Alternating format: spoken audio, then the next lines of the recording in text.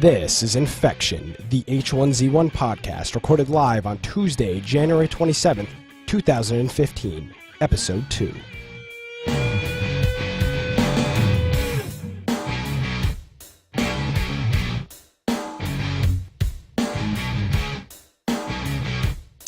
Hello, everybody, and welcome to Infection. Infection is your source for the latest information on H1Z1. We bring you the latest news, changelogs, developments, strategies, and speculations each and every week. My name is Nick Craig. At Gamecast Live is my Twitter handle, and InfectionPodcast.com is the website. And we're back here for Episode 2 of Infection for January 27th, 2015. But of course, I can't be alone. So joining me is, I can't be alone, it's impossible, Brian Aldridge. Yeah. Hey, everybody. If you want to get a hold of me, you can go to google.com/plus Brian Aldridge. That'll take you to my profile. Or if you want to go to Twitter, it's Boise Computer. In the game, if you ever see a Boise Computer, I think I'm the only one. So yeah, if you see that, I would imagine there's not a whole lot of Boise computers running around H1Z1. I think that's a pretty safe assumption. Yeah, they're more I'm going to kill you, or yeah, you better hide, or something like that. Not that, but hey, I don't have to worry about somebody stealing my name, right?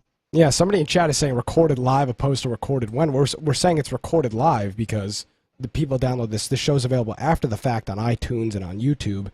So, this is recorded live. There's no post-production here. We do this thing live. Yeah. Brian sounds like he's a robot. But, it is what it is. It's recorded live. Well, hopefully that straightens out as it goes. So. Yeah, so, Brian, how was your week in H1Z1? Let's get right into it. All right, so last show, of course, just like this show, we had a pause of game time. No one could get in. Everybody was waiting for the servers to come back up, and so after the patch, initially there was a huge amount of loot. Right, there was just loot everywhere, and so you'd run in. I had tons of guns, maxed out on ammo. Things were going really well, but then late that day into the next day, there was no more loot. It's like they got an initial set of loot. I mean, there's a little bit more loot here and there, but it wasn't like it was anything huge. You and I got a lot of playtime in, so that was pretty cool. We had a chance to go and get some of that initial loot and start working our way through some buildings and kind of getting a feel for the game, how it should be played with friends, right? Yeah, and that's the one thing that I think Brian and I both kind of discovered this week was the whole playing with friends thing. This week it really, really hit home. It was like, this is what you need to do. You need to be playing with somebody else. And this week, I think we just validated that point that, you got to be playing with somebody else. Or you can play single player, but honestly, it's just you're going to get badgered every single time anybody sees you. You roll in a group of 2 or 3 or 4, and you seem like you have much more success in the game. Brian, you agree with that? Yeah, and I think you're a definite target. So the second that you're alone, like if you're in a city, the second you're alone, you got guys chasing you. And so I think it's important to get a person with you. For us, we had someone who could walk. If we're in a building, working our way through the building, one thing you could do is have one person watching the door while you check all the room. Because you never know. I've had buildings where I go in there and somebody's hiding, and they'll come running out at the last second, and they'll kill you. And they know they're there, so they're ready for you, and you don't know they're there, and so you die and lose all your stuff. Now, I don't know if you want to get into it now, but we're going to get into during the show what happened after that, which was pretty frustrating. Yeah. You want to hop into? You want to do change logs first? Or you want to just hop right into what happened this week? So let's talk about what happened, and we'll kind of end it with, do the second half with change logs. So we worked through this building, we're working our way up to the top floor. We get a lot of good stuff. We get to the top. I've got a hunting rifle. You've got a shotgun. We've got lots of ammo, and we get to the very top, and I start looking out just to see how the streets are before we leave. And all of a sudden, I don't hear anything, but I get shot. So I just see a blood come out of my side. And so I look at my health, and I drop 30% health. And I start backing away and thinking, well, okay, either I stepped on something that I didn't realize, or perhaps, perhaps I'm getting shot and I just can't hear it. So I step back a little bit and I get shot again, like more blood, and I drop another 30%. And so I'm like, Nick, we got to get inside. Let's get out of here. I don't know how much of the story you want to tell, but this is my perspective so far. So we get to the bottom of the building. We're on the apartments in Pleasant Valley. Pleasant Valley. And so the apartments in Pleasant Valley, we're on the roof. There's a left and a right side of the roof, and it's separated by the stairway column. So I'm on the left side, Brian's on the right side, and he's screaming, I'm getting shot. Like what the hell are you talking about? There's no, we didn't hear a gunshot, we didn't hear anything. And then I'm standing behind a wall, and the next thing I know, Brian's screaming he's getting shot. I'm starting to take damage, and then we get into that center stairway column, and we just start booking it out of the apartment complex. But it was just it was just insane how we had just gone through this entire complex, and now we're being shot at from somewhere, and it was pretty intense. So we decided to run to this set of cars that are just out of town, and so we get out there, and all of a sudden there's this guy comes sliding out from underneath of a truck, and I didn't think you could hide underneath of trucks, but he's sliding on the ground. He's got a shotgun. And he starts chasing us around like a snake with a shotgun. And I said, this guy's hacking, because first of all, I'm running, and he's right behind me on the ground. And so we go through, and I run for a little while. The guy's shooting me, my health dropping. Nick runs to the side, and I eventually die. And I said, Nick, come back here because he's got the shotgun, so you can shoot him. And eventually, he comes up to Nick, and then you can tell him what happened after that.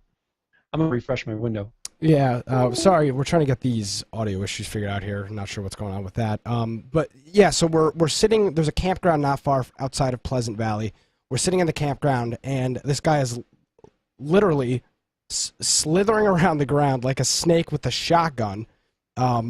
He's chasing Brian around. He's chasing me around. He kills Brian. I think I got one shot into him when he was going under the truck.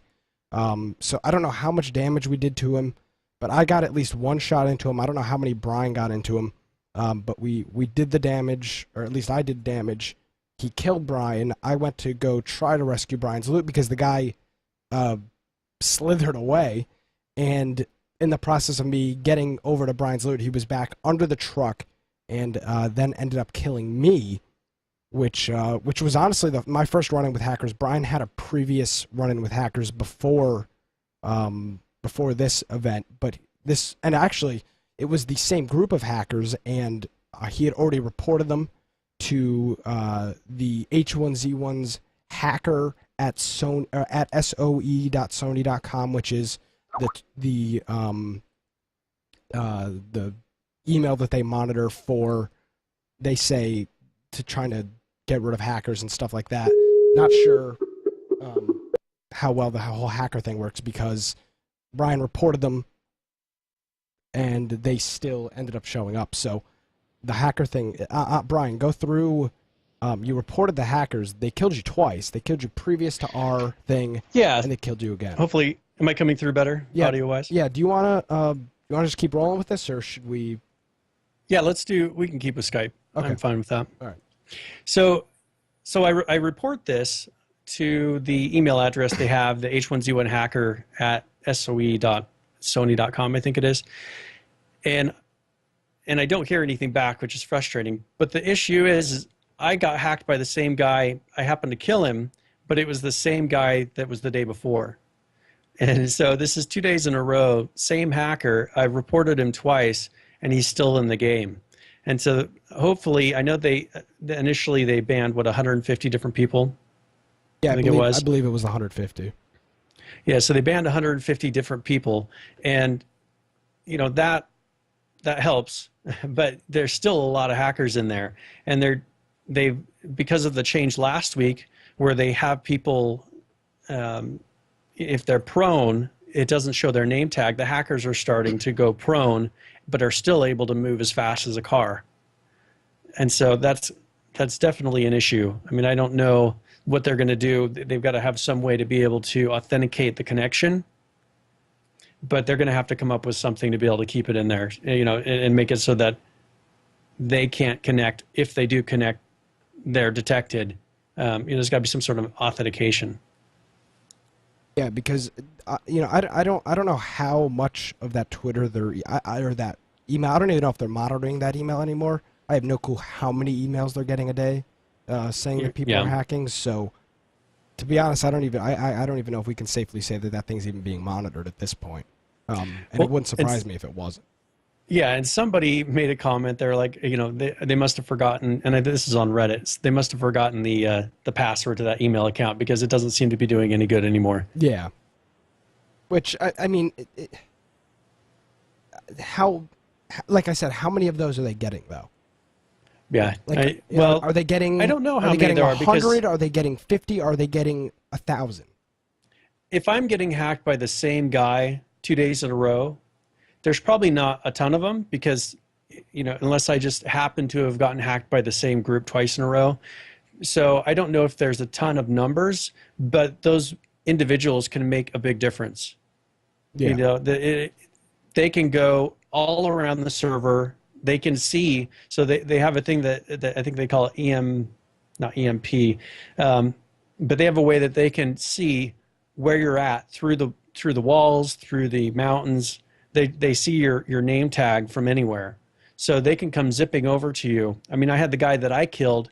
Within 2 minutes, he was back at where I had killed him from spawn point, which is running pretty quickly. Yeah, and that's so that gives you an idea. And one of the reasons that the player, the reason I went to go get Brian's loot was because the guy sped away so quick. I just thought he was gone. They don't move this. At least this guy wasn't moving the speed of a normal person. He was in some type of fast forward mode. So as he killed Brian and I got back over there, he flew right by me in the other direction. So I'm like, okay, maybe I'm in the clear for a little bit. I get over there and the next thing you know, I'm dead. Man, so that's incredibly frustrating. And in a game like this, that is a make or break for a person, because I understand getting killed in a legitimate way. You can say, all right, I can handle this. That person got me fair and square. But when you don't even have a chance to be able to defend yourself because it's a hacker, I mean, there was nothing we could have done other than get a lucky shot on him. But there were 4 other guys that were with him. So even if we would have killed him, we would have had 4 other people to contend with. Yeah, and I think Brian, maybe we shouldn't call these guys hackers, because I mean, realistically, they're not. Yeah, they're not. They're truly hackers. They're script kiddies. They're going on forums, and they're using some sort of, from what I can tell, there's a paid product that you can go in and subscribe to that does this. Yeah. So, they're just buying this program and going in here and hack, we're calling it hacking, but they're going and just messing around with people. And so, as I said, Sony's got to deal with this. They got to figure out how to stop them, and not just for that one program. They got to figure out how to stop it in the future for people who change it. Yeah, because honestly, like you said, it's hard enough when you get killed by a legitimate person. You're like, I worked up, I got all this loot, whatever else. Now I'm dead. It is what it is. But when you get killed by a hacker or somebody that's using these cheats, it's a totally different experience, and it's it just honestly, it just really pisses you off, and it honestly turned me completely off from the game for a little bit. I was just like, how often is this going to happen? Yeah, well, and that's the thing. If it continues to happen, people are just going to stop playing. I mean, after that, I think both of us logged off. We just said, man, I don't want to deal with this anymore, and because it was frustrating. And so we just said, all right, that's it for now. I saw that Smedley had made a post, and he was answering how the sessions worked in this game. And he said that they do it in a way because most people, as soon as they die, they log off. Most people don't log off in the middle of when they have a ton of loot. They keep playing. So they're going to have to figure out a way that, not that people don't die, but people aren't so mad when they die that they don't go in and try to log in the next time. Yeah, well, I think one of the reasons for that right now is, previous today and the patch on the 26th and previous that patch, it was so incredibly hard to get loot. You would when you got it, you lost it. I mean, it was so much work to get it.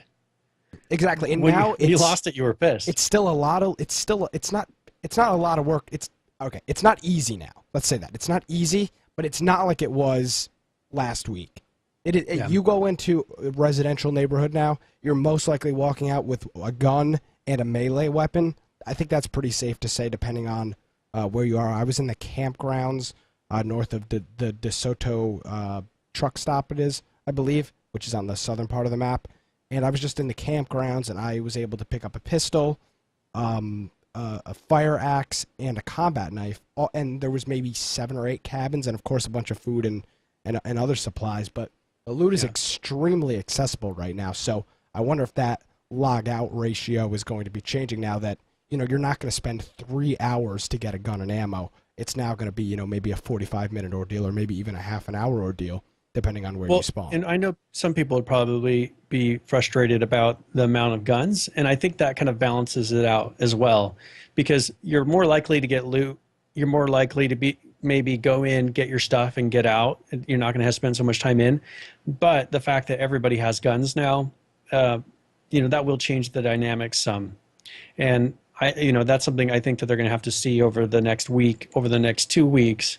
Do they need to cut back on the number of guns, or is this okay? Because there's a very high chance that you're going to get shot at now when you're in town. I hear a lot more shots now, and people aren't conserving ammo. People got guns before, but they couldn't get ammo. So maybe you got 4 bullets. Mm-hmm. You would hold the gun, but you didn't want to shoot it because that was your 4 bullets. Exactly. And when we got gone, shot, you had nothing. we had, I don't know how many shotgun shells you had when we got shot. But I'd say I probably had like 50 maybe. Does that sound too high? I had something like that. I had an insane amount of shotgun shells. Yeah, you keep changing to a browser screen, so just so you know. On the this thing right now on my character, I think it's 100 and something 45 rounds. And so I don't know, that seems like a lot to me. But I think that they're going to have to balance it out. And I think that when I logged in, it was right after the patch. Mm-hmm. There's more loot than usual, so they're going to have to let it go for a couple days after everybody has gotten all that loot, cleared it out, and then when the respawns start to kick in of the normal people looting it, then you'll see how much loot there really is. Because right now, initially, there will seem like a ton. After everybody's looted it, it may seem just right. So I think, but I'm glad that they're going through and adjusting it, seeing how it happens, as far as how happy people are with it, and then say, okay, do we need to raise it or lower it from here? Yeah, and the one thing that I was experiencing, I don't know if you experienced this or anybody else experienced it, but there were certain locations where when I would pick up loot, let's say there was a can on a table or something, I'd pick up a can, another item of loot was automatically there ready to spawn right when I picked up that can. So loot is stacked at the moment.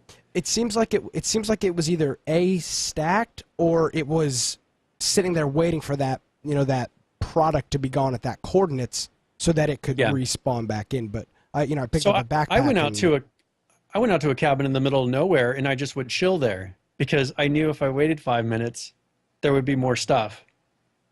I mean, that sounds like what you were running into too. You just, if you wait, something else will show up, and it's not always the same thing. Yeah, exactly. In this case, it was like a can of salmon or whatever was there, and then it was purified bottle of water. But it was as I clicked E to put it in my inventory, bam, the bottle of water was right there. So that's obviously still a spawn bug. But I'm glad that things are now spawning inside of containers, and this is something that I brought up to Brian maybe 3 or 4 times during the week, and I kept bringing it up. I feel right now that there are in certain buildings, there are just way too many cabinets to check, especially in office buildings. But those are some of the best places to get things, though. I mean, you and I, when we go there, I say these office buildings are awesome because not necessarily in the cabinets, but things are sitting out. Now that there are things in the cabinets, it'll be interesting to see if it's that much more worth it to go into those buildings. Yeah, but the problem is every desk has at least a filing cabinet. And then there's rooms off of each floor, and depending on the building, it's a 2 or 3 story building. So, I mean, you could seriously spend probably a good 10 minutes, maybe even 15 minutes, checking every single container in that building. And, I'm seeing now that the all cabinets thing and the searching all the cabinets actually works. didn't work for me in the past, but now it actually works. So, you go into a kitchen or whatever, and you can search the cabinets above and below all by pressing E. It takes 5 seconds or whatever for that to load. But, I don't know what anybody else thinks. I just think there are too many, cabinets and stuff, and honestly, it takes too long to loot buildings. I don't know. See, I don't necessarily agree with that, because I think that you want to consume their time, because if you look at the layout, and I'm thinking of it from why they designed the building that way. If you look at how they designed that office building that we're both thinking of right now, there's one set of stairs up. So there's a ton of places to check. So it's going to consume some time. But once you go up those stairs, because there's a back door and a front door of the main floor. Correct. But once you go up those stairs, there's no way out but those stairs. So if you hear somebody and you're starting to go up those stairs, and you hear somebody upstairs, they're not getting out. They're up there somewhere. Or if you're the one upstairs, oh man, I'm stuck. I'm either shooting my way out of this, or hopefully they're friendly. That's kind of the beauty of that office building, is that once you commit to go up those stairs, there's a lot of places to check. Now there's a lot of loot in there, but you're taking a chance because there's no out. Yeah, and honestly, Brian, we had a really good kind of team effort thing when we were going through the apartments, which was nice. We would open up an apartment door. For the most part, I had a shotgun, so I was guarding. You had the a shotgun, yep. Yeah, we would. And I had a handgun and a rifle. Mm-hmm. We'd walk in. I'd shut the door behind me. I'd stand in the hallway and watch the door, and Brian could go through and loot the building or loot the apartment freely without having to worry about somebody opening up the door and killing him while he's trying to loot. In the office, can't really do that. All you can do is watch that main door. It's all open other than those offices on the side. It's all open. So, but that's again if you have got a group of 5 people now, you can really guard that office building. You send a guy in the front door, guy in the back door to watch it, and then you set a guy up at at the top of the stairs or whatever, and then you send 2 people around to loot. Now that building's cleared out in 5 minutes, and you've got eyes on the front and the back and the stairwell. So that's again that power numbers thing seems to be a reoccurring theme with this game so far. Well, and I think this kind of segues into, I really think they need to have clan tags. And you tried to create somewhat of a clan tag with a new character name. Yeah. But it doesn't seem to work. Yes. I think they really need to create a clan tag so you can have an association, so that if you're going up to somebody, right away whether that person is affiliated with you. I mean, it's not like a gang, but it's like a gang. Is that person affiliated with me, or are they not? Is that, can I trust them? Because if they're in my clan and their tag is with me, that's like an automatic trust right there. Yeah. I think that would bring, and I know that they're talking about bringing that to the game, but I think that that's something hopefully they'll bring in soon, because I think that'll bring that whole idea of, hey, I see you with the same clan tag, let's go clear some buildings together, and we don't have to worry about that person at the last second turning around and shooting us because they like what we have. Yeah. Because right now you have plenty of people to say, I'll group with you, but then, hey, as you're getting ready to say goodbye, they'll shoot you. And it's like, dude, I just spent 15, 20 minutes with you running around and getting loot. It makes no sense. Yeah, I don't know about you, Brian, or anybody else, but I have gone strict KOS now when I see anybody and I have a weapon. I'm beyond the point of trusting people. I've been screwed over countless amounts of times by just constant KOSs. So now I unfortunately am... You've gone to the dark side. I've gone to the dark side, and I'm just so sick of spawning and getting killed every single time, where I'm like, now that I have a gun, I kill anybody that I see. If they are somewhat near me, I will kill them. I will go out of my way to kill them now. See, and you get angry. Like I don't get angry in the game.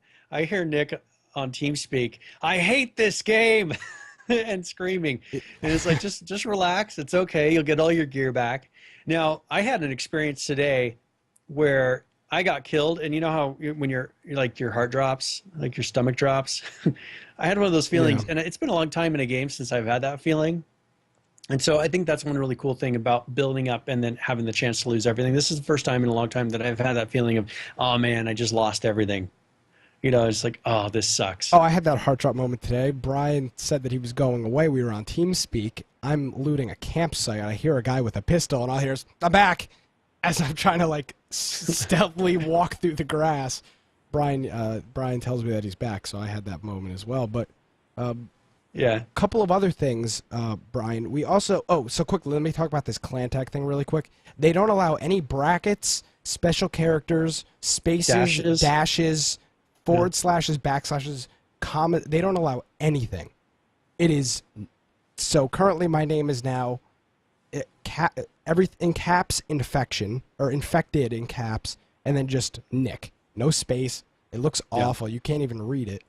But they don't that's the allow thing is anything. I want to create a clan tag that's something affiliated with the podcast, so like infected, infection, whatever. You may have to shorten it, but I think that would be cool to have a clan tag that is, that's ours, that we can say, hey, if I run into somebody, that's either a listener or it's somebody that's, just a part of our clan. And so that it's kind of sad right now that they haven't, because that seems like it's be something that's so easy to implement, just a tag on the name. Maybe they're wanting to release it with more. They're wanting to make it a bigger thing. And, so they're not going in and releasing it just with a name. They want to release it with, we had talked about last week, a walkie-talkie idea. Yeah. That's perfect for a clan. And maybe they have some way of communicating with your clan that they want to roll out and have it be something bigger than just a name on the, a tag on the name. Yeah. Now, the one thing, Brian, that the one thing that I don't have a problem with now, but I could see potentially being a problem, is the fact that I can see certain elements of this game, like a clan system, becoming a pay system, where you have to pay to join a clan or pay to get a clan access. And I just feel like that's something that Sony could do, and honestly, that wouldn't change the element of the game at all. That's the thing, is that does not change whether you win or lose. I mean, that is not a game-changing. It changes your experience. But say, hey, you pay $5, you get the ability to use clan features. I mean, is that something you're paying $5? Is that something you would pay $5? I would pay $5 for it. I wonder if early access. I wonder if they'll give it to early access people right now, and then maybe as when the game launches feature, make it something you pay for. I mean, I can't see myself spending $5 so I can add infected or infection in front of my name. Well, and that's the thing, is they've got to add to where it's more than that. They've got to add to where it's not just the name, but it gives you a way to communicate. Maybe I want to see a badge on the shoulder, or I want to see something, visibly that's an affiliation. They've got to come up with more than that. Yeah. So now, okay. So then let me rephrase that. Then I'm against paying $5 for just the clan tag itself, but I am not against paying $5 for a clan system that involves a symbol on your arm or something like that, your name, maybe a walkie-talkie thing, something along those lines. So, obviously don't want to pay for it, but I'm not totally against it. It was something I would obviously consider. Yeah. Well, and that's the thing. So, if that's something they roll out, I don't know how quickly they're going to roll that out. I know it's on their game plan, but I haven't seen a thing that says, hey, that's in the next 3 months. We'll find out. I mean, that's something that's not a game changer. They're fixing bugs first. Which I'm fine with. I'm perfectly fine. I want them to fix the game first before we go into the I heard this today. I was playing with some friends today, and they said, this game is so much different than DayZ. At the point where DayZ was making patches where it would be like, I'm cold, or I'm shivering, or I'm stuff like that, where it was just these stupid, useless elements of the game while the core of the game was broken. And that's one thing that SOE hasn't done yet.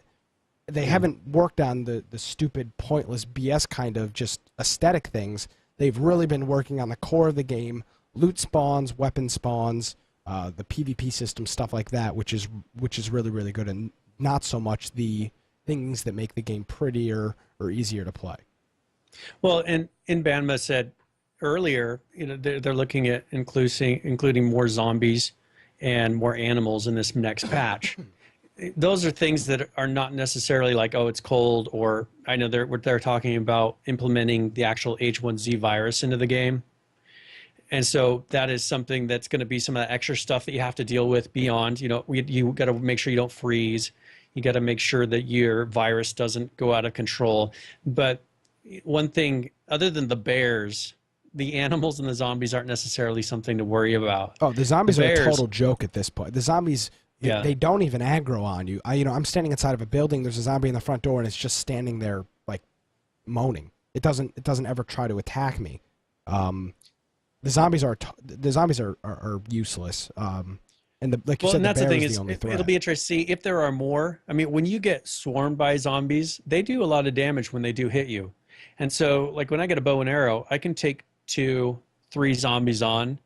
But when you start getting more than that and you're having to take them out one at a time, and it does become a challenge. So I think if they start, now that they've got the loot system fixed, start upping the number of zombies, and upping whatever animals, add more than a wolf and a bear.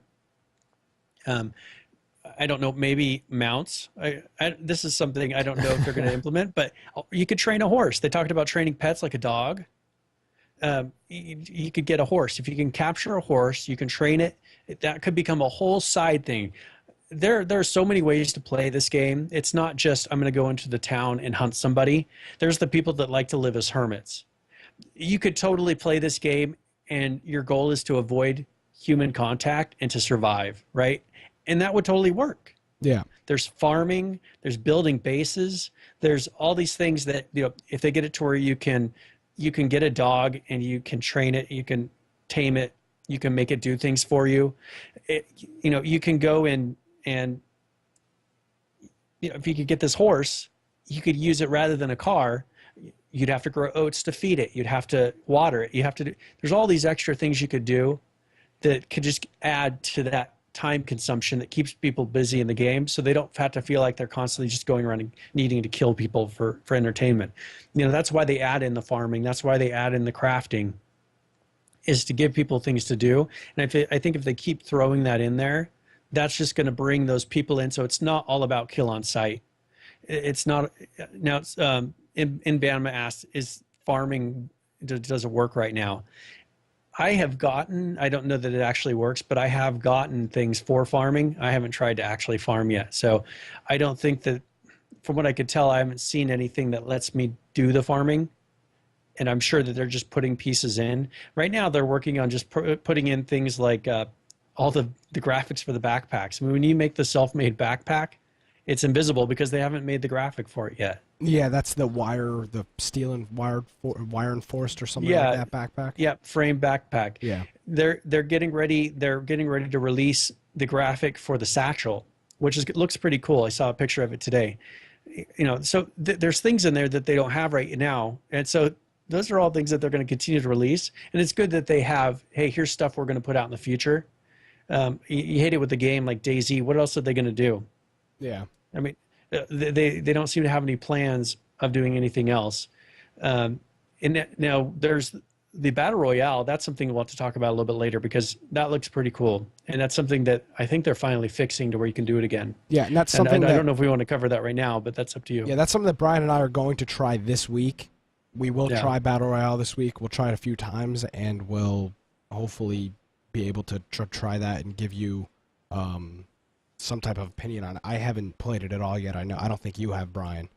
No. So we have no experience in Battle Royale. But the other nice thing that they're doing is they're adding a lot of things, like you said, that can be used in the future. If you go into a bathroom and you open the cabinet where the sink is, I'd say 95% of the time you're either going to find an antibiotic, an extra or a syringe, or Tylenol. They have some sort of aspirin. Exactly. Or Tylenol. You're going to find there's a whole lot of medicine in there that is totally useless right now, but in the future will protect you from that stuff. If you have a headache, maybe your vision will be blurred and everything will be kind of laggy. There's going to be stuff like that that's going to be. Well, we can figure out what those stupid sunglasses are for. Yeah, it says it protects you against the UV rays. The all-purpose goggles. There's no point. There's it doesn't change how things look. Yeah, exactly. And there's not even a skin for it. It just, or there is actually. It's just like a black stripe around your head. It's like ski goggles. Yeah. So I wanted to, actually, since we're talking about Battle Royale, some people probably don't even know what it is. So I'm going to just go through really quick what Battle Royale is. It started out as a DayZ mod, I think. Actually, yeah, it started out as a DayZ mod. Arma 2 mod. And then they moved it to an actual Arma 2 mod. So I think you had to do it in DayZ, the Arma 2 mod version of DayZ. Then it became just a Arma 2 mod itself. And now the Sony hired the guy who came up with the Battle Royale. They hired him to get the idea. And so it is the same thing that was in DayZ. is now in this. So it's a last man standing. I think it's 30 people go in, and your job is just to kill each other, and the last man standing wins. So it's a total PvP. It's gonna make those guys that are just all about killing on sight and hunting people and just wanting to kill people for fun and torment people. It's gonna give those people something to do, and so I think that'll be good because you'll get some people that right now they go through the city and they just kill people just because it's fun.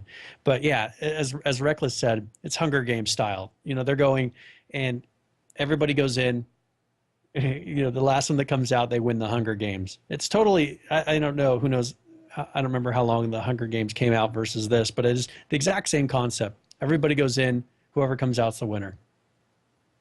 Yeah, and hopefully, I think that maybe part of their plan is to get people that are like that into these battle royales and kind of isolate them from playing on servers all the time, which is nice. I don't know how well it works yet. I don't know if the map is the same on battle royale. I don't know anything about it, to be honest with you. Well, and one thing actually they're going to do, I was listening to some developers talk at some sort of a conference thing, and they were talking about how they're going to expand the map. I know we had kind of asked ourselves that last week. How are they going to expand this map? So they're going to be, right now, I guess it's an 8x8 map, if I remember correctly, and they're going to be expanding it in 16x16 pieces. So the maps that they're expanding off of this map are going to be bigger than the original. So that will be pretty cool because that gives you a ton of new area. But right now, they can keep everybody busy, test everything out with this, and just roll those maps out one at a time, and it just creates that larger universe. It'll make it so that the Battle Royale maps, they can choose which ones they go to, tune them to the type of fighting they want to have. I'd love to see, right now we have a lot of forest, lake, certain type of cities and buildings, cabins. It'd be interesting to see what other environments, maybe there's deserts, you have to, and that's where the UV will matter, right? Maybe there is sand and you have to do that really drains you. So you need water right away because your thirst drops so quickly. And maybe they'll have cold environments where whether or not you're wearing something warm actually matters. These are things that they could totally implement in different maps. It kind of would suck to have it go in the same map to where it's like you go from cold. That's how most of them do it. You go from snow to burning hot in 5 minutes.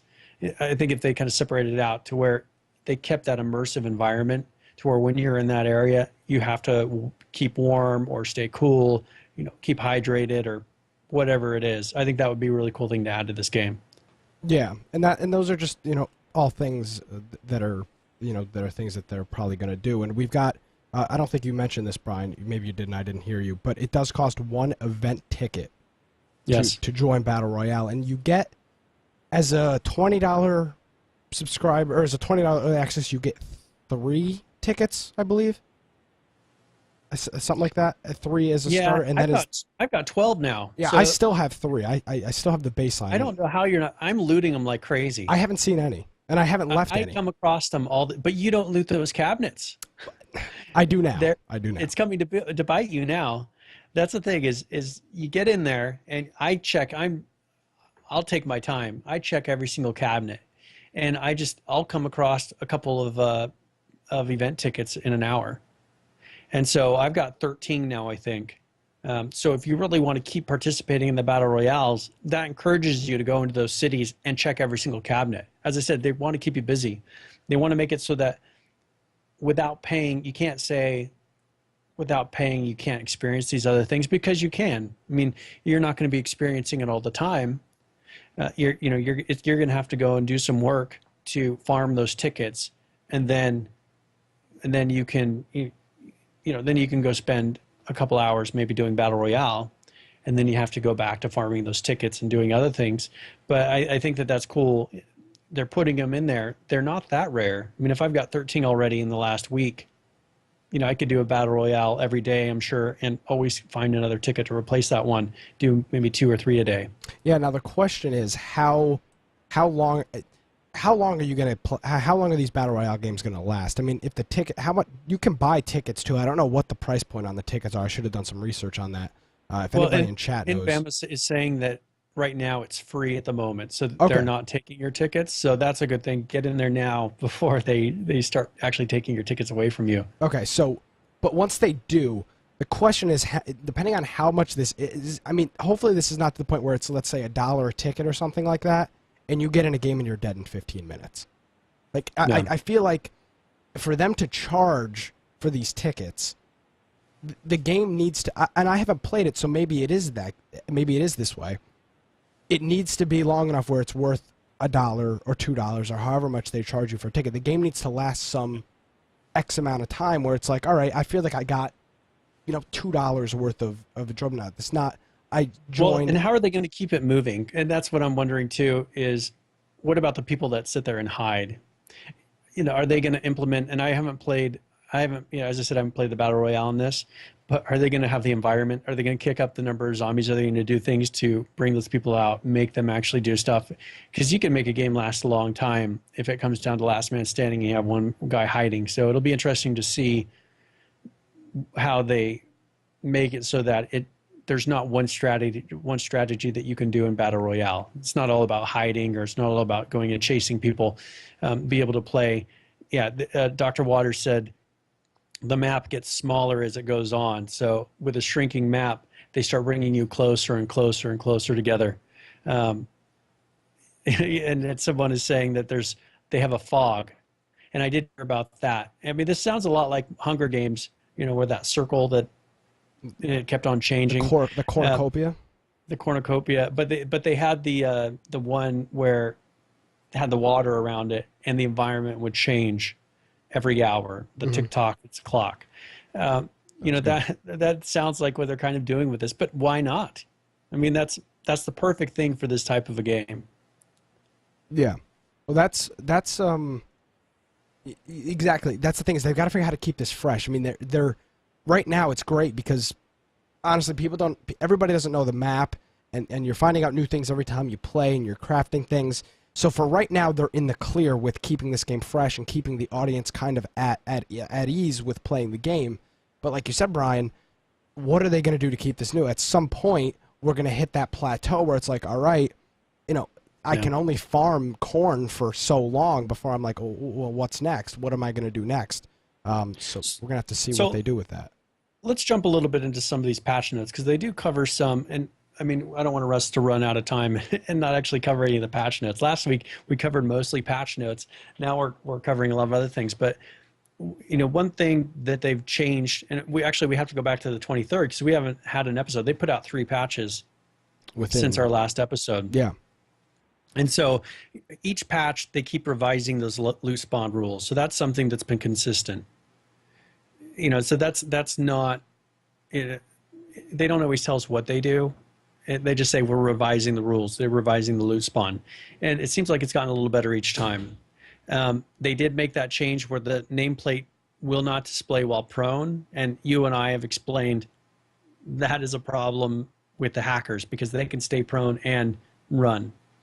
So I think they're going to have to figure that out, how to fix that. But I think that is a good idea because you can hide from people. You can sit there and be a sniper and not worry about your name tag popping up.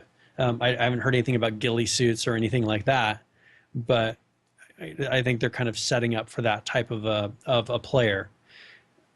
They talked about how we talked about last time they'd put in metal doors. I guess they weren't opening and closing properly, so they fixed that.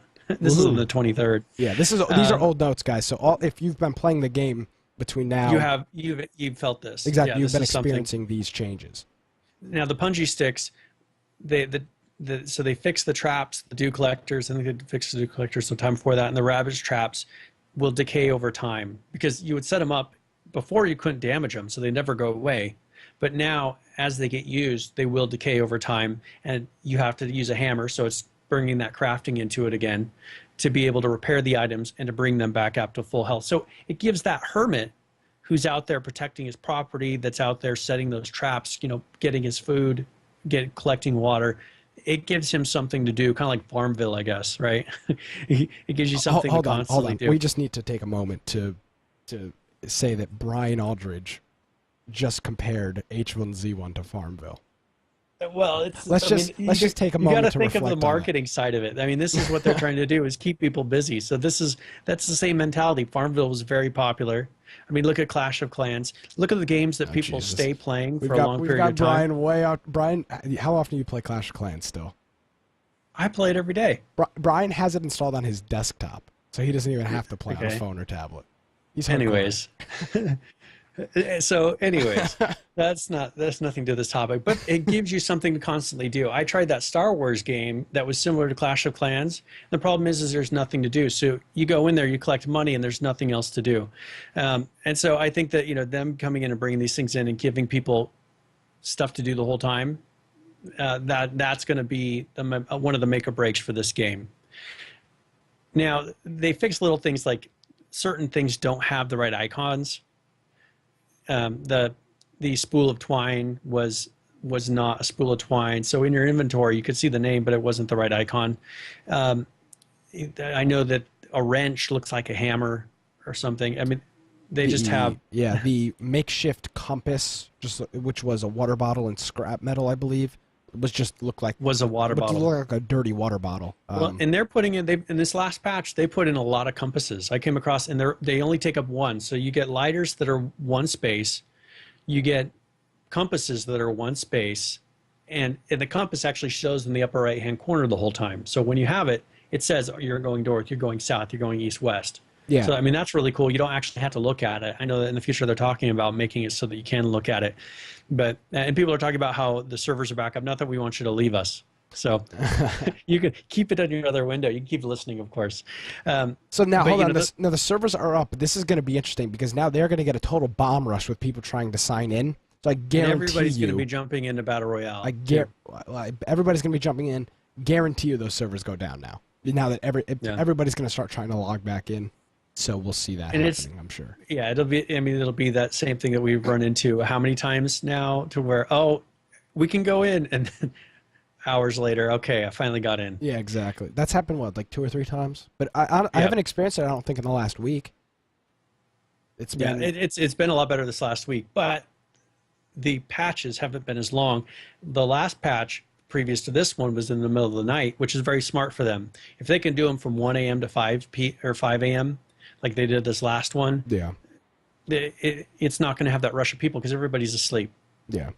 Now, so Brian, I think that's important. Quickly, one thing I totally forgot about this. It happened today, and this is a huge bug in the game.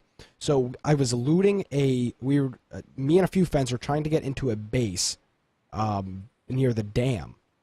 And one of my friends had a hunting rifle, and he goes, okay, I'm gonna go around the back, and I'm going to try to snipe them. In the process of him going around the back, he got sniped. They one-shotted him. And he's like, screw this, whatever. He respawns. He finds his location. So he respawns. He finds his location. He starts running towards us, and his game crashes. And he's in a tizzy about his game crashing. It's like, fine, you're not even next to us anyway. He reloads the game, and he's back like 5 minutes back with us. Didn't die. This has been happening to me quite a bit.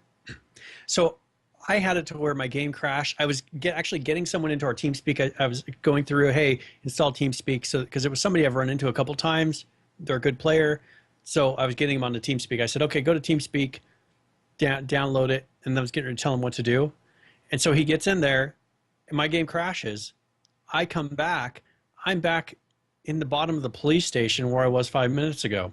Yeah, and we were outside of town. But it was interesting. I had to run back. It was that was in one life. The interesting thing was he died, respawned, and still got set back 5 minutes. But I don't think you have any of your gear because he did have all of his gear still. No, because when it's happened to me, I've never had my gear.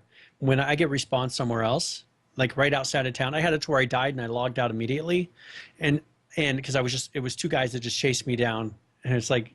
It's that frustrating feeling. I'm logging out. And so I log out. I come in the next day, and I'm just right outside of that town, creeped. I don't have any gear. I don't have anything, but I'm just crouched outside of that town. So weird. I was like, okay, I guess at some point I was there.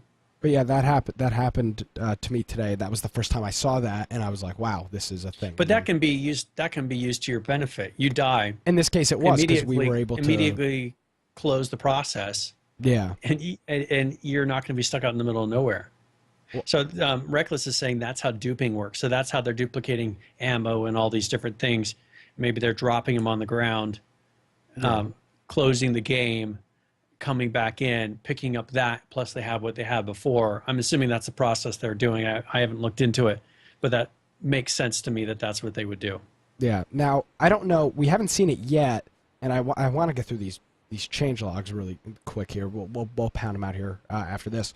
But I wonder when they're going to do that first set of total server wipes, because there's a whole lot of structures that are just built all over the place and everything. I'm wondering how. I mean, is it too early to do one yet? I mean, is it something they should be doing every week? I think that as soon as they get the loot figured out to where it's consistent, everything is looking good, they figure out that the levels are right, I think at that point they're going to go and redo the loot. I think that makes a lot of sense, that at that point wipe everything, make everybody start over, and then see how the game progresses from there. Because right now there's a lot of old things, all these things that are in there that you don't know how a new server would start with the current loot rules and the current, how would everything lay out. And so I think they're going to have to wipe it, let everything build up again, and see how it builds up, and then see if it's correct. If it is, keep it that way. Yeah. But I mean, honestly, right now, I'd say the loot is pretty. I'm very happy with the loot right now. There's. It wasn't. I mean, when we first played, when they first did that patch with the loot, it was a loot city. I mean, if we had room, we probably would have had 150 machetes combined. Yeah. And every house was like 4 machetes. Now the loot is a lot more reasonably spaced, and it takes a little bit longer to get stuff. I would say I'm very happy with the loot spawning right now. Yeah. So okay, here's one thing actually, and this is something they increased the chance that you would harvest usable cloth from dead zombies. Uh-huh. They've done something else that I'll talk about in the latest patch notes. But so what they're doing is, if you go up, and people may not know this, if you can get a machete, you can get an axe, and you kill a zombie, go up to them and start chopping their body up with that, and you'll actually get cloth back. So if you haven't made a satchel or you're needing it for crafting, you don't have to go into the town and try to find shirts, hats, whatever to deconstruct and be able to get that cloth. Well, because currently that's what it is. Yeah, so you can go up and actually go to a place where there's lots of zombies and get all that cloth, get that satchel, and then go into town so you actually can pick up things. So that is one thing that they did fix. You can get cloth, because it used to be so hard to get cloth because the only way to really get it was hoping that you would pick up a shirt somewhere, and that was it. So now they're giving you other ways to pick up cloth to be able to make things, which is good, because the cloth is useful for the satchel, and also the makeshift bow, which takes 1 cloth and 1 stick. And they do have that second level bow that's pretty nice. They have a bow, and what it does is it has the ability to shoot farther. It's more powerful, and it's just the standard bow, if I remember correctly. That one takes a piece of the twine, or I think it's called. So you can make a better bow with that piece of twine, but that's much harder to come across. Yeah.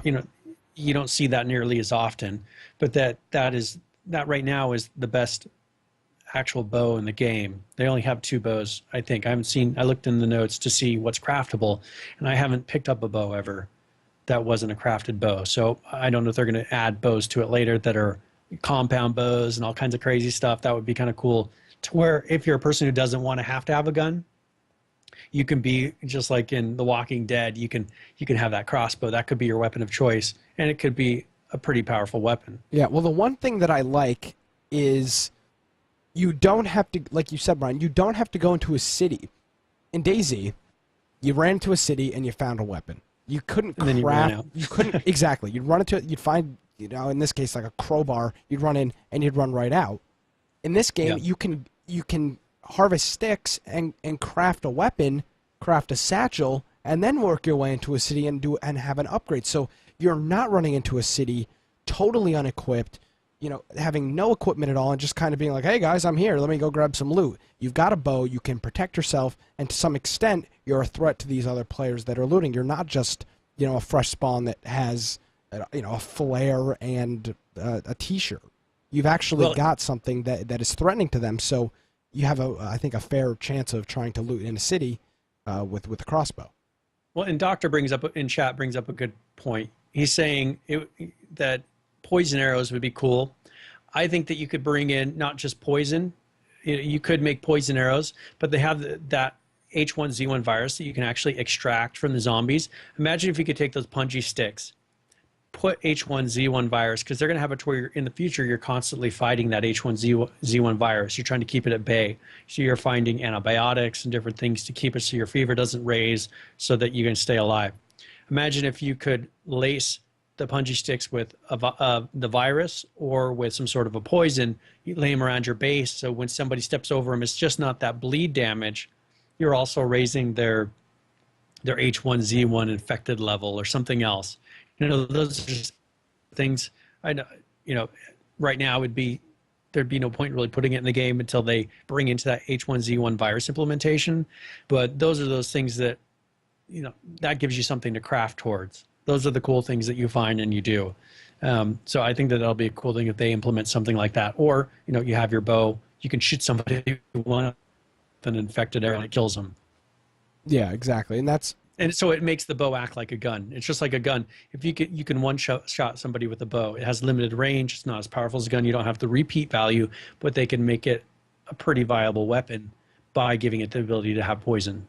And that's really the whole thing is, making this a viable weapon and doing all this stuff and making somebody that doesn't have a gun still be somewhat of a threat to everybody else, which is looking more and more if they can possible. get a shot on you, just like a shotgun up close, if they can get a shot on you, you're down. Just like, imagine The Walking Dead, if that were a realistic crossbow, it'd make much more sense for him to have a gun, but for the environment and with the zombies, it's perfect. You could make that weapon perfect for this game as well. So, all right, so one thing they did, I think they had implemented something before this to be able to melt down certain things, but you can melt down the metal pipes, the sheet metal, and hunting rifles now for metal bars that you can then use in crafting to be able to make other things. One thing I don't understand is why, when you eat a can of the chili or the whatever different cans of food they have, why don't you get a metal shard from that? Yeah, that makes sense because you're opening up the can. You're opening up a can, you have a piece of metal. I never understood why, as a byproduct, you don't get a piece of metal shard. I think that's something that's some of those little details that would give you a reason to pick up those cans, eating it, and getting something back from it. Because right now you're just throwing the can, which is metal. But that makes sense to me. Anyways, that's kind of a side thing. Now, one thing, and I wasn't sure what this was. Ground tamper item has been disabled, and the recipe to make it is no longer discoverable. I never did ground tamper. I don't know if someone in chat. Is that where they raised the dirt? I'm going to look this up and see if it's. Yeah. Oh, what day are you on for the? Are you on the 26th for the change to the logs now? I'm on the 23rd. I'm almost on the end of the 23rd. Okay. So the ground tamper. Okay, so it's a tool that I guess was a dev thing. So it says this requires a large area of extremely flat land. So this must have been the thing that they were using. You see how those bases are set up on raised dirt? Yeah. Yeah, so snipers saying that it was used to glitch zombies and then raise the dirt. Because you would see dirt, and the problem is it would go into buildings. Yeah. It wasn't limited to the right area. So they would tamper the dirt to where you had to crouch to go inside of a building, or you had to crouch to go in the office in certain buildings. That was definitely something they needed to fix, and I guess they disabled it for now until they get a reasonable way to implement it, because people are using it, or until they fix where you can actually place them. Yeah, or until they do an actual, server reset and all that stuff goes away. Yeah, and then the last one on there that's really important is they improved the vehicle survivability. I guess the vehicles, you would start driving them and you run into anything and you explode. Yeah, now they fixed that with the patch before that. They fixed with the arrows. The arrows are no longer floating in midair and causing people to blow up and stuff like that, which is a nice touch. And one thing they were saying in chat is that with that raised dirt, zombies couldn't get to you. So you'd raise the dirt and you just would stand on it, and zombies couldn't come up onto the dirt. So they were using it to be able to maybe aggro a bunch of zombies, get them all around it, kill them, or it's just a way to hide from them. So yeah, that makes sense. So yeah, I guess they're running into more problems than it was worth. So yeah, the vehicles, that'll be an interesting thing. I ran around today. I found a couple of batteries. There's the parts to get vehicles are actually there now. Finding the vehicles is very difficult. You don't see Yes, them very often. you don't. And I went to 6 different. I was rolling with a group of friends. I went to 6 different car spawn points, and none of them had vehicles that we could even repair. So that's definitely something. And I haven't seen I haven't seen a vehicle in the last week, or even heard a vehicle in the last week, which is interesting. I saw a truck driving down the road on fire and it went down. But that's about it. I saw that like 2 weeks ago. You don't see them very often. Yeah. Yeah. So let's get into the 26th change logs. These were yesterday. This was a quick little patch they did, and it fixed an issue with the loot respawning of some items.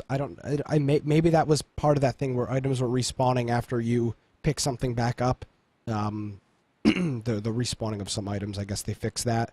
They fixed an issue with Battle Royale, which was causing problems when a match would complete. Wasn't playing that, so I'm not sure what that was. I would imagine it was something like it wasn't sending you back to the lobby properly or something like that.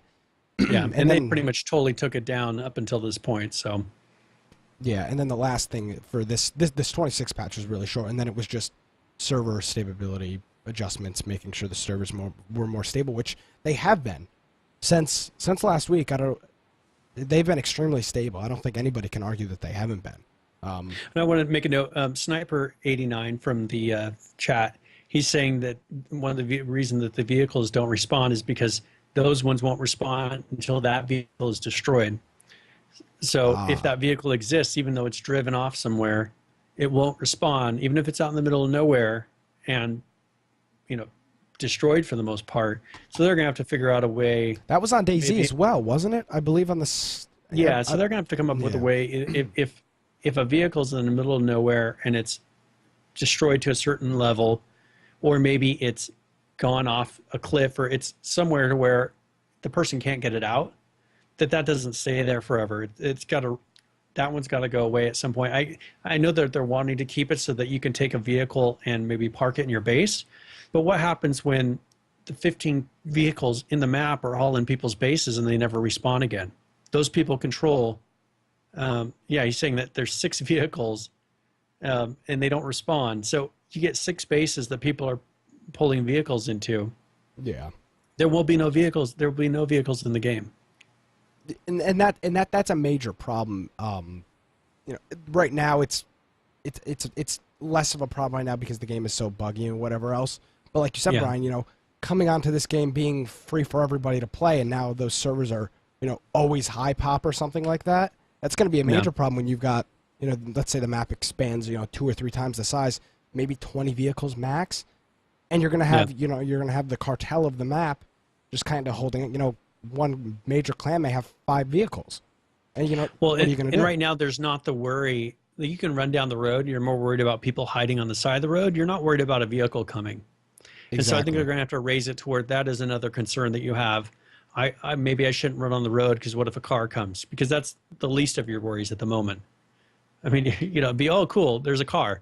That's what everybody says right now. Yeah, right now it's like, so rare. Listen to it. Hold on, I hear a car. Yeah. Okay, so that's the 26. Let's go into some of today's, the ones that are just rolling out right now. As I said, they made more loot spawn adjustments. They've added some more sorting options to the server select screen, so that'll be interesting to see. I know they made it to where you could go between US and Europe the servers there. Yeah. But they didn't truly, there wasn't a ton. I filter them by ones I played on. Correct. And then I still have to search. There's not a lot of filtering. So it'll be interesting to see how they've adjusted I wish they would put some more descriptions into that, more server sorting options. What they keep it very generic. Yeah, I guarantee you it's not anything big at all. It's probably just maybe another column or something like that. Well, and they're mentioning in chat that you can make IEDs, landmines. I've been seeing a lot of landmines on the road. I've been seeing a lot of spikes on the road, possibly maybe to pop tires or do some damage to the vehicle. Mm-hmm. And so that is something to where when you get into a car, it's not like, oh, we're just going to drive and everything's great. There are a lot of dangers from being in a car. Yeah, if you're one of the lucky 6 people per server. If you're one of the lucky 6 people, they're mentioning that you get in a car and everybody starts shooting at you, and your vehicle starts smoking immediately. okay, that is a danger of being in a car. It's cool to be in a car, but you're an instant target. There's landmines. You don't know what's going to explode. It's just as dangerous as running down the road. So I think that's cool that just because you get in a car, it doesn't mean it's not like getting into a tank. That is a very fragile thing, and you're bringing attention to yourself. Many times in this game, my goal is to not bring attention to myself. Yeah, and that'll become more and more of a goal as... I'm becoming that hermit. Exactly, and once the zombies actually work, being stealthy and not straight up running through First Street and Cranberry that's not going to happen. Because similar I don't know about you, Brian, but in DayZ, you couldn't run through the street. You'd aggro every zombie in the town, and they'd kill you. Yeah, that's going to happen in this game, and that's where this game is going to take this drastic turn from run through a city, your only threat is players with guns, to run through a city, now you've got zombies, bears, and players with guns all trying to attack you. But I mean, the bears, they have to fix the bears because I'm so sick of bears. You cannot de-aggro a bear. The people say get on a van, but the second that you aggro a bear, you're dead. I mean, you can keep running. Forever. You can do whatever. You're going to die. Unless you have a weapon. Unless you have a weapon, you can turn it. But, you got a bow. Good luck. It's a waste of your time to turn around and shoot that bear because it charges you and it knocks you over and it'll kill you within a second. Yeah, they got to fix the bears. They got to fix the bears. I mean, make it so that you can outrun them, make them give up. Doctors saying they're tanks. I mean, that's pretty much what they are right now. Imagine if you could tame a bear to protect your property. That would be cool. Yeah. The good thing is there's not a whole lot of bears. Like, there's not a bear in every city. I've seen maybe a handful of bears, throughout my entire life playing the game. So it's not something that you're running into every city. But if you do unfortunately find yourself next to a bear, you're screwed. There's no hope for you. So so that'll be interesting to see how they adjust these animals, what animals they bring in, how much of that becomes a threat. The environment, because as we said before, bringing in cold, bringing in heat, the virus, they're bringing in other things that you're contending with. So that'll be interesting to see what other animals, what are the things that either animals that can help you or hurt you. That'll be another thing that hopefully they'll bring in. Yeah. So, they did fix on here some issue with if you deleted your last character, it would cause an issue with being able to get back on to the server list. I did experience and that's a small little glitch that closing the game and going back in would fix, but it's good that they're fixing those little things because that's frustrating. Yep. And then, of course, in Battle Royale, they said that trees, bushes, and plants can now be interacted with. So perhaps, that's something where someone had said you can maybe chop down a tree or a telephone pole to be able to block the road. Since I haven't played Battle Royale, it'll be interesting to see how that actually affects what happens. Yeah, we will do that this week. As long as the Battle Royale serves up, we will make it a mission to get on that and play this week. And Sniper asked about the syringes. So I've picked up a number of syringes, and when you start attacking a zombie, you can fill it with blood. So that's that H1Z1 virus that I'm assuming you're going to be able to use to maybe taint weapons, to be able to do different things. It's going to be implemented most likely later in the game as an extra element of whatever strategy. So, you go up, start attacking. It says hit E to extract the blood from this zombie, and you can get a vial of a virus. But at that point, I haven't found what you actually do with it. But you can also directly, right after you kill a zombie, if it's laying on the ground, you can extract it then as well. At least I've seen. You can. So there's a period of time that you can go and extract the blood. So you don't have to do it during the middle of attacking the zombie. Yeah, it's an option. So, and then there's now a Play Battle Royale button in the server select screen. So they're not going with, right now, there's those separate Battle Royale servers. Yeah. I think what they're going to do, from what I've heard, is you click Play Battle Royale, and it'll actually spin up new instances of servers. So they're not limiting it to those servers where you have to wait for them to finish. Enough people click Battle Royale, it'll spawn up an instance. It's not like what we play right now with the Walker Empire. It's not a set server like that. It's not like, I'm going to go in that server and I'm going to wait for this previous game to finish and then we'll be able to get in there and play. which I like it and spawns don't, up a new one. which I like and don't like, because if Brian and I want to play Battle Royale together, how do we do that? Is that going to be something that's available? Or it seems like right now you're going to click play Battle Royale. It's going to find a server that needs, there's a whole handful of servers that need 5 or 6 players, and there you go, you're in a server. So I don't see how you could possibly play with anybody else, at least at this point. Yeah.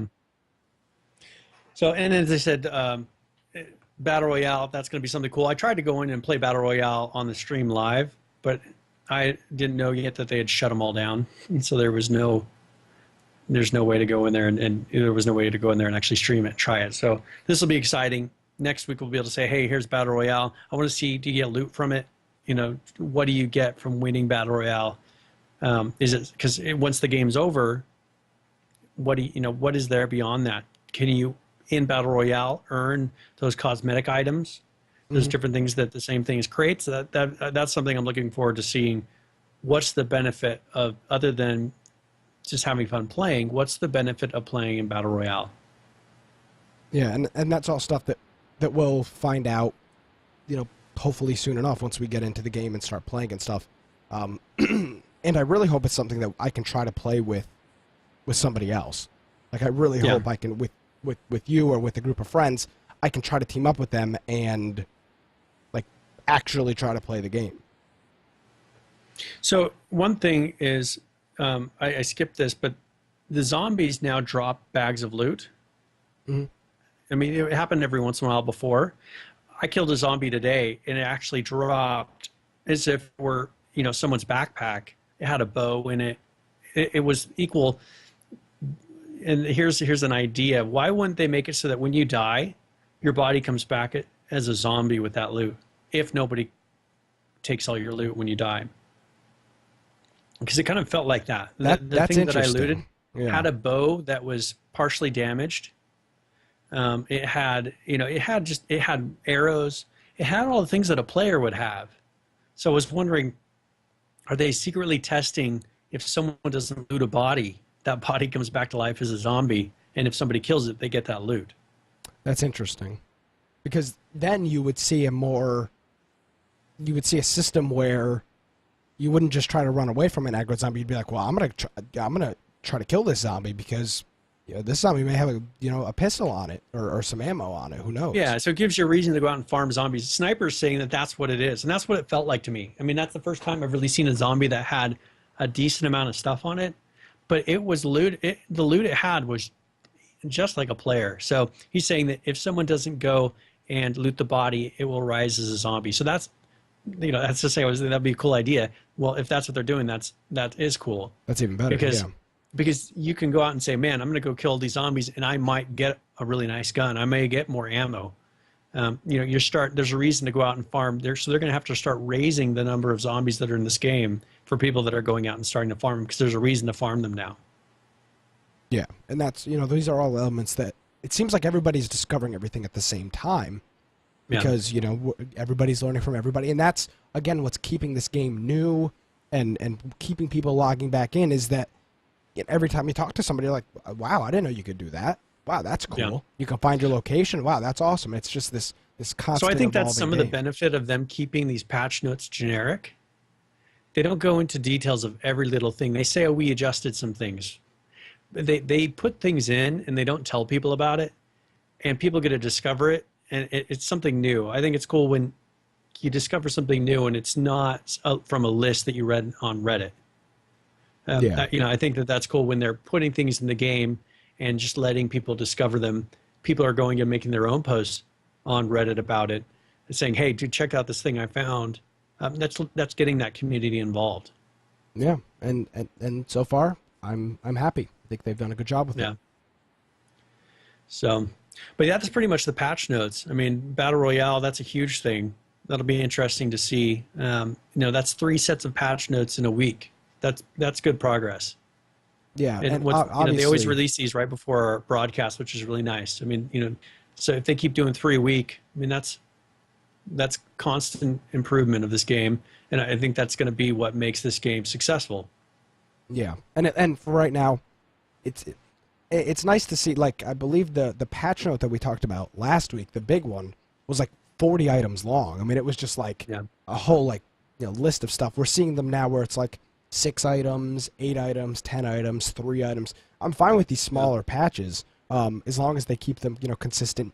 A patch or 2 a week with some, drastic changes. I don't want them to get to the point where they're skipping patches.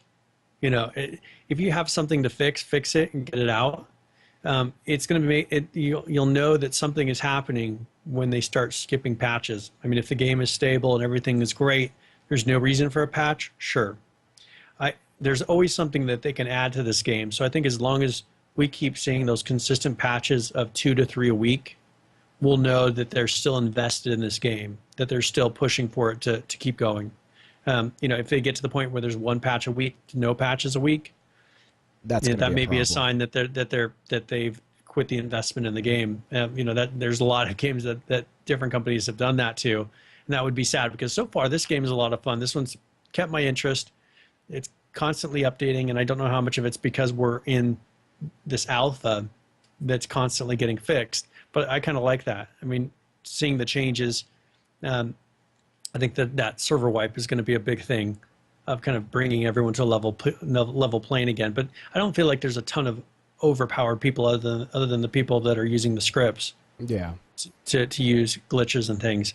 I don't think there's a ton of disadvantage from one player versus another. Yeah, it's all about what you have. I mean, if you've got a nice keyboard and a nice mouse and a computer that's where you can play the game and it's not lagging, for the most part, you're pretty much on the same playing field as everybody else. I don't think you've got some huge advantage over anybody else, like unless you're using scripts or hacks like Brian mentioned. Yeah. So, but that'll be interesting, and I'm kind of excited tonight to get into the game and see what they've done. I mean, as we said before, these patch notes are very generic. I'm excited to see, like the compasses are fairly new. Didn't really see any compasses before. Mm-hmm. Little things like that you go in and you loot one, you're like, oh, this is the first time I've seen this. I'm kind of excited to see what else they've been adding, in there that I'm going to find. I can't wait to see what they've done with the server sorting options. Yeah, that is a silly thing, but I honestly, I hate when every time I have to, my favorite should automatically be at the top. I should not have to log in, click on the icon to sort by what servers I've been on, and click join. There should be a favorites. Yeah. I should just be able to launch the game, click on Walker Empire because it should be at the top, and that should be that. In chat, somebody's saying, what about the issues of pay to win? We covered that on episode 1, and this will be a good segue for us. Episode 1, this is episode 2 of Infection, the H1Z1 podcast. Episode 1 was done last week live at the same time. It's on the website, infectionpodcast.com. It's also on YouTube. It's in iTunes. It's in any other podcast app. If you just search H1Z1, is that correct, Brian? If you search H1Z1, we pop right up? In like Podcatcher and things like that, if you search for H1Z1, we're the only one listed right now. So, if in the future, once if there are more that come out, search for Infection, H1Z1. That should bring us up in iTunes or anywhere else. Yeah, but the place to go is infectionpodcast.com. You can see it in the lower right-hand corner of your screen. We put all the patch notes up on there. We've got a lot of great resources up on there. Keyboard controls, the crafting recipes, maps, the subreddit, server statuses, and then, of course, the podcast that we produce each and every week here. So, Brian Aldridge from Boise Computer, thank you very much. Yeah, thank you very much. Have a good week. Yeah, sorry about the technical difficulties at the beginning. We're new to this, trying to get this thing worked out, and that's basically that. My name is Nick Craig. At Gamecast Live is my Twitter handle. InfectionPodcast.com is the website. If you missed any portion of the show, you can go check it out, InfectionPodcast.com. We're on YouTube, basically everywhere else. So we'll see you next week. Have a good week, everybody. Have a good week.